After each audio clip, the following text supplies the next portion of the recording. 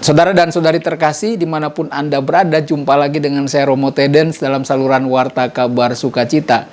Semoga Anda semua tetap sehat dan bahagia. Saudara dan saudari, renungan kita hari ini Sabtu 30 Mei diambil dari Injil Yohanes bab 21 ayat 20 sampai 25. Petrus berbalik dan melihat murid yang dikasihi Yesus dan berkata kepada Yesus, "Tuhan, bagaimana dengan dia? Tuhan, apakah yang terjadi dengan dia?" Saudara-saudari, apa yang mendorong Petrus bertanya demikian? Apakah Petrus ingin tahu? Atau Petrus meragukan murid yang dikasihi oleh Yesus? Maka Yesus lalu merespon sikap Petrus itu. "Apa yang menjadi perhatianmu? Apa urusanmu? Kamu ikutlah aku." Saudara-saudari, kita kadang bertanya bagaimana dengan orang lain. Kita kadang membandingkan diri kita dengan orang lain. Kita kadang merasa inferior kepada mereka yang lebih baik daripada diri kita.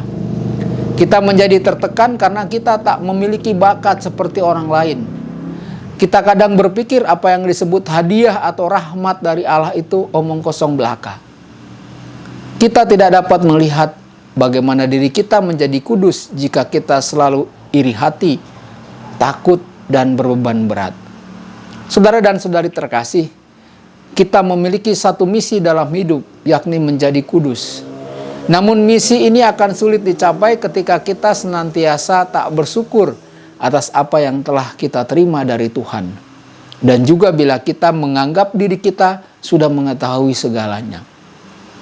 Jika kita ingin hidup terarah pada kekudusan, kita harus mulai dengan Tuhan yang hidup dalam diriku dan juga yang hidup di luar diriku.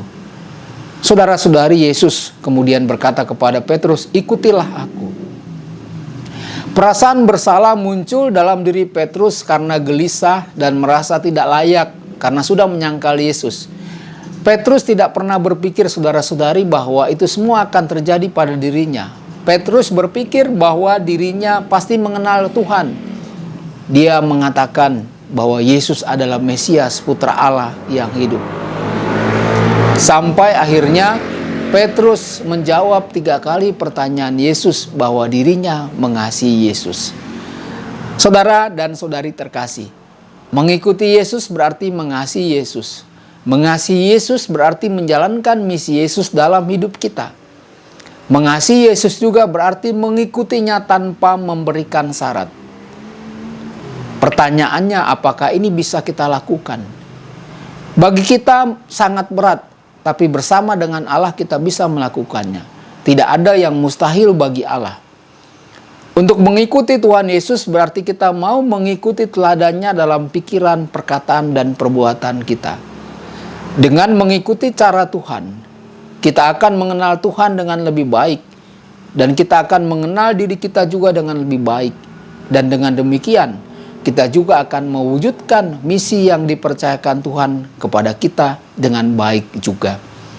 Saudara dan saudari, ikutilah aku.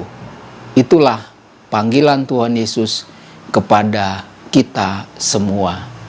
Tuhan Yesus yang memanggil kita akan menyertai, memberkati, dan mendoakan kita semua. Amin.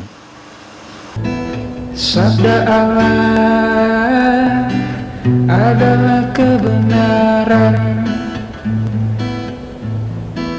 Sabda Allah adalah kehidupan.